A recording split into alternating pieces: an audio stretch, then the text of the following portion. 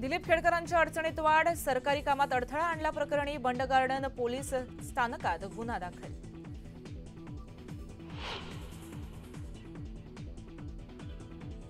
पूजा खेडकर प्रकरणी दिल्ली हायकोर्टात सुनावणी, पटियाला हाऊस कोर्टाने जामीन अर्ज फेटाळल्यानंतर दिल्ली हायकोर्टात धाव।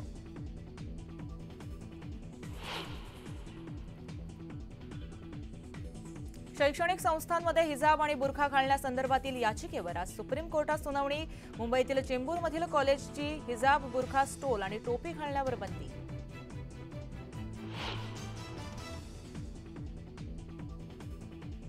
राज्यात आजपासून 15 ऑगस्टपर्यंत हर घर तिरंगा अभियान, राज्यातील 2.5 कोटी घरं आणि आस्थापनांवर तिरंगा ध्वज फडकवणार।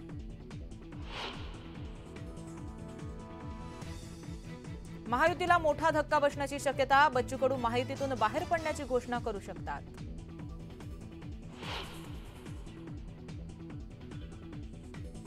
मुख्यमंत्री आणि उपमुख्यमंत्र्यांच्या बैठकीत महायुतीच्या जागा वाटपावर खलबतं, निवडणुकीसाठी एकत्रित रणनीतीबाबतही चर्चा।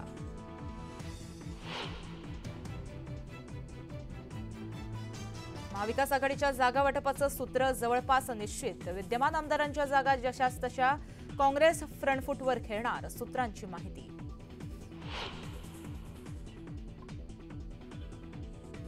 अजित पवारांच्या जनसन्मान यात्रेचा आज दुसरा दिवस, कांदापट्ट्यात यात्रा आल्यानं अजित पवार शेतकरी मेळाव्यात काय बोलणार याकडे सर्वांचंच लक्ष।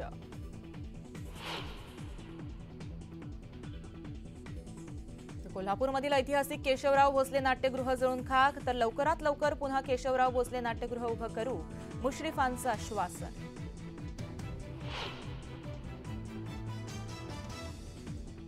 पॅरिस ऑलिम्पिकमध्ये भारताला पहिलं रौप्य पदक, नीरज चोप्राची सलग दुसऱ्या ऑलिम्पिकमध्ये पदकाची कमाई।